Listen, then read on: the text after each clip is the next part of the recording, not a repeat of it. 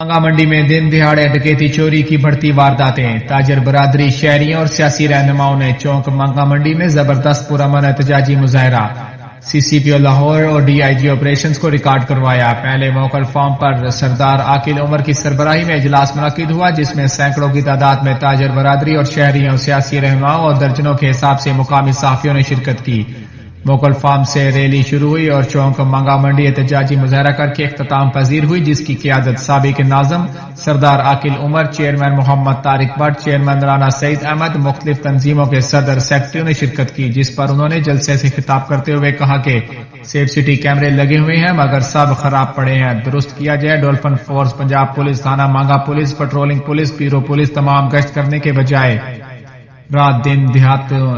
بنانے میں مصروف رہتے ہیں۔ تاجر برادری نے کہا کہ جس وجہ سے ڈاکو سرعام دن رات وارداتیں کر رہے ہیں، سرعام تاجروں پر گولیاں برسا کر لاکھوں روپے اور قتل کر کے بآسانی فرار ہو جاتے ہیں۔ مانگا منڈی تھانے کی پولیس بڑھتی ہوئی وارداتوں پر قابو پانے میں مکمل ناکام ہو چکی ہے، کیونکہ تھانہ مانگا منڈی میں بار بار تبادلے کروا کر تعینات ہونے والے افسران اور اہلکار ڈاکوؤں چوروں سے ماہانہ بھتہ وصول کر کے ان کی پشت پناہی کرتے ہیں۔ سردار عاقل عمر، رانا سعید احمد، طارق بٹ نے مشترکہ بیان میں I G Punjab, D I G operation, C C P O Lahore سے